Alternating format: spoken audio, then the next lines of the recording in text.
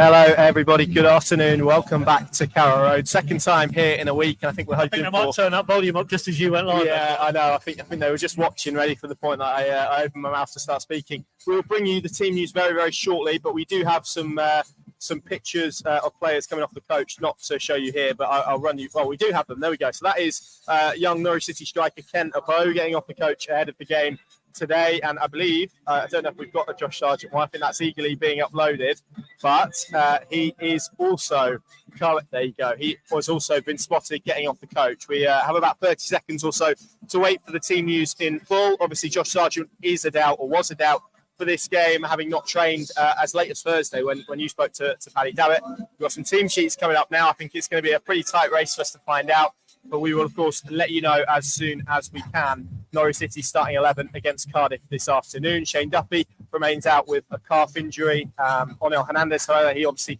was part of that double substitution that I don't think we need to speak any more about on Tuesday night, that got the reaction that it got. And actually, I have the team news for you here. Gibson out through injury. Nunez, Sam McCallum and Hanley in.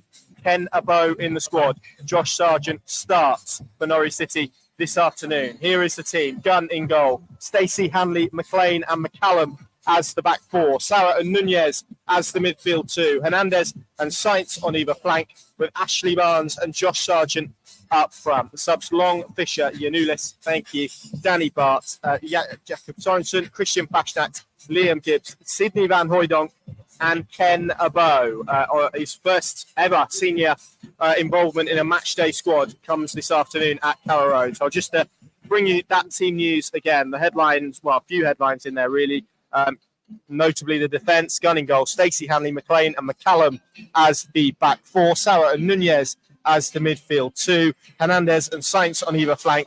And that front two of Ashley Barnes and Josh Sargent, who has been passed fit enough to start this afternoon. And that suspension: Long, Fisher, Yanulis, Bart, Sorensen, Fashnak, Gibbs, Van Hooijdonk and Ken Abo, who is Norwich City's top scorer. I think he scored last night. He did score last night for the 21s. His 11th goal in 14, I think, in the Premier League too. Nice to see him make an appearance on the bench. And for all those squad number fans, he takes up the squad number 44 this afternoon. And I'll bring you a little sight of the Cardiff team news, which obviously I can't flash on the screen at the moment, but I don't see Aaron Ramsey involved, who perhaps we were expecting, but there are. Nat Phillips is in there. We'll bring you that full team news in just a moment. Really interesting decisions in there from David Wagner. We spoke obviously about some of the issues they have defensively. Ben Gibson, who I think is, for anyone who read those quotes on our channels or elsewhere yesterday, has had a very difficult few months with the premature birth of his daughter. Dropped out today through illness. He's replaced by Kenny McLean on the left side, and then Jakob Sorensen, who did start in Tuesday's win, also drops out, and Grant Hanley comes back in. Obviously, Norwich in a situation where they're having one of those 3-game weeks in the Championship, and that means that there's probably naturally going to come some rotation. Sam McCallum in for Timmy Yanulis, maybe not particularly a surprise either, given some of his performances. And again, he's someone who has played a lot of minutes this season. Back to Kenny McLean at centre-back as well, and I think we saw in the sample size that we got either side of Christmas, really, that is something that he's very capable of doing, particularly in games where, probably like today, really, we'd expect Norwich City to have plenty of the ball. And I think I can bring Mr. Paddy Davitt in, who's been spinning lots of plates while I've been filling there. Paddy, your thoughts on what is a Norwich team that involves quite a few changes? Yeah, I'm trying to process some. Yes, one of our colleagues, Sam, not with us today, so yeah, we're pulling the bed sheet in various different directions, but Hanley for Gibson, obvious. McLean for McLean for Gibson, Hanley for Sorensen. Yeah, Nunez. Yeah, and Ken Abo on the bench. But the headline is clearly Josh Sargent fit to start. I was very concerned when I saw the gloomy features that I think Adam put up at the start as he disembarked the team coach. But clearly, when we spoke to David on Thursday, he hadn't trained at that point post Watford, had to prove his fitness on Friday. He's obviously done that. And it's massive. It's massive because he is massive. He's a massive influence. You wrote an excellent piece today. More broadly about number 9s in the game, but there's no doubt within this group of players, We spoke to Ashley Barnes without giving too much away earlier in the week and post Watford, and he reaffirmed that Sargent, I think he said it to you after QPR, he is the blue chip player in this team now. So influential, so important. Elevates the performance levels of those around him, notably Ashley Barnes, which David Wagner referenced a few presses ago. And how long he can go to the well today, time will tell. But the fact that he can start and he can hopefully get them in a decent position, and then how exciting is it, given all the sort of thrashing about the development pipelines and blocking talent? Abbo is by some distance the shining light in that academy group. He needs to be in and around it, irrespective of what happens beyond the summer and his contract status. We know all of that.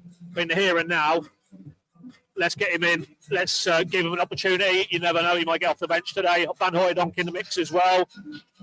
All positive. And hopefully, and I've got the sense, just as we walk to the ground today, that there'll be no issues today with this atmosphere. I think these fans will come here and want to show, I love my team, I love my club, and I'm going to show that support today. So it's all set up now. Abbo winner. Imagine that, dear me.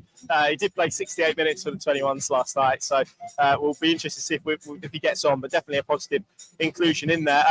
Kenny McLean back to centre-back, Paddy. I mean, it's something that we saw, again, in both sides of Christmas, really, throughout that run when Norwich were a little bit short on central defenders. 2 points, really. I guess the fact that him dropping in there probably reiterates just how important that right-left axis is to David Wagner, particularly in terms of having natural footers in each position, but also Danny Butt again. I mean, we're having this conversation. He saw Jakob Sorensen get a go on in the week ahead of him, and again he's probably failed to get in when there's maybe an opportunity there for another natural centre back. If David Wagner felt that was the way he wanted to go. Well, I'm just double checking. I'm right in saying that Sorensen's not even in. Yeah, he's on the bench. He is on the bench for Oxford, yeah. And did reasonably well, I thought, the other night, although Watford were strong in wide areas, less so down the middle. So, that worked quite well. It's a shame about Gibson, because I thought he was good again midweek. And has been for a couple of games now since he came back in. But I'm quite happy with Kenny McLean going in there alongside Big Grant Hanley. I think that wouldn't concern me at all. And I think Núñez has been a little bit unfortunate to come out of the side, really.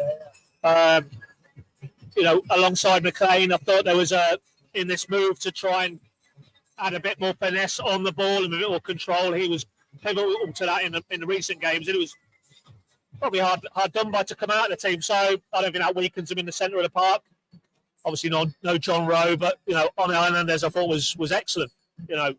Midweek, and affected the play positively. Brilliant assist for Ashley Barnes. So yeah, I think of the available personnel, that's probably as good as you could go, I think, for me. And I can't confess that I know too much about how Cardiff will try and go about it. I suppose Aaron Ramsey back in there would tell you they'll try and get on the ball, but no, he's not back in there. Is he not back in there? Not in the 18. I think we might be in a position to bring you that Cardiff team. So here it is. No. They have switched to a three at the back. They've had a few issues in terms of their form. 4 changes for them this afternoon. Horvath in goal, who I think was part of Luton's promotion-winning side last season. Nat Phillips, Gutas and Collins, the back 3. Romeo, formerly of Millwall, a right wing back. Wilson Esprand, who was at Bob, was he, I think, last season at left wing back. A midfield 3 of Rawls, Sotis and Colwill, with Carlin Grant and Diegu up top. Not a great deal of pace in that 11 off the look of that. The subs bench: Turner, Winter, Sawyers, Colwill, Turnbull. Of course, a name that will be familiar for Norwich City fans. What summer was that when Norwich were chasing him? And that was it one of the Premier League campaigns? Yeah, I've got a sense it might have been the second time round in the Premier League.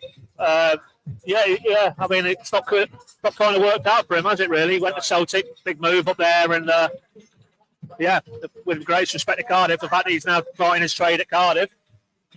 Let's not get into recruitment again, Connor. We'll be past kick-off if we get into that topic. Yes, indeed.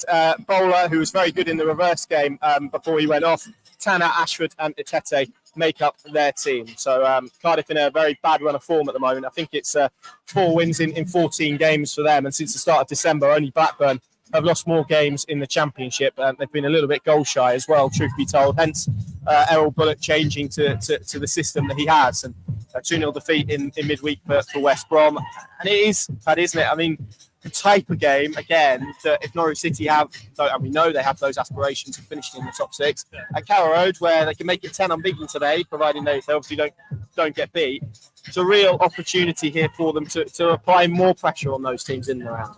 Yeah, I mean, I must confess, I've not looked at the sort of where we are around the league and who's got what in and around. Well, you just take it game by game, don't you? All right, manager. Yeah, manager. But I mean, I'm looking at the league table as we stand, and I hadn't realised, if I'm honest, it was as tight as that. From Coventry in 6th down to Sunderland in 10th. 1 point. I mean, that's ridiculously tight, which would underline today anything other than a win, you're losing ground. And it would feel an opportunity spurned. You know, you don't want to take anything for granted, but you look at the remaining fixtures and you wouldn't put this in a category with a Leicester, and dare one say it, for lots of reasons, in Ipswich. That the toughest on the stretch to the playoff run. So off the back of all the events that unfolded on midweek, as you said, Connor, 9 unbeaten at Carrow Road is an excellent run of form. Sargent fit and available, Abbo on the bench. Yeah, I think they'll have too much for this Cardiff squad today. And DJ in the corner. DJ, that's not a positive for me, but there you go. But it's hard to construct any other case other than a Norwich win for me today. How good a win? I don't know. I get a sense it might be one of those they have to grind out a little bit and it won't all go in their favour rather than a romp and a lot of goals like midweek. But I'll be flabbergasted if we're walking away from here after the game and they haven't got 3 points. Yeah, I just wonder, and in the back of my head, I've got the Preston game. You know, Preston came here, so I think they played a back three, and they made the game very compact, very tight. Norwich were frustrated for long periods, obviously finished 0-0.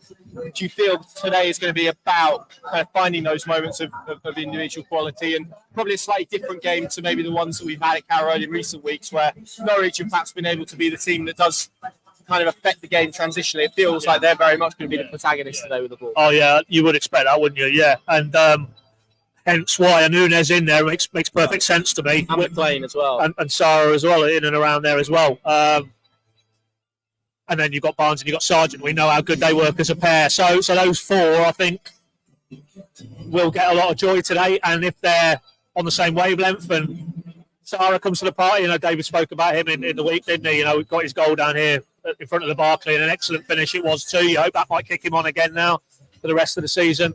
And as I always feel when I see a Nunes and a Sarah pairing, if they get the upper hand, then I think Norwich have a good day, and I think they do, as you rightly say, they're more often than not are the protagonists. And yeah, you just hope that, as I say, that they are positive and go for it from the start. And that this crowd, as I say, reiterating for me, I don't see any sign of any hangover from what happened midweek around the 55th minute mark. I think they'll be fully behind them from minute one. And with that environment, these players just go out, express yourself and show what you are, which for me is more than good enough to be in the top 6. Score prediction? I thought it'd be tight on the walk down, but I'm getting carried away with the positivity now, and I'm going to go 3-1 Norwich. You, Connor? I was going to go 3-0, I think. Just because of how shot shy Cardiff have been. But yeah, sort of dabbling between 2 or 3. But yeah, I've maybe been intoxicated by the positivity around the place. So I'll go for a 3-0 win, and let's hope that is the case this afternoon. Thank you very much for watching. Thinking.com, of course, the place to go. Plenty of analysis, reaction, updates as well over on the Thinking Plus live blog. And it's let's hope we are smiling leaving Carrow Road tonight as opposed to whatever the hell Tuesday was. Thanks for watching.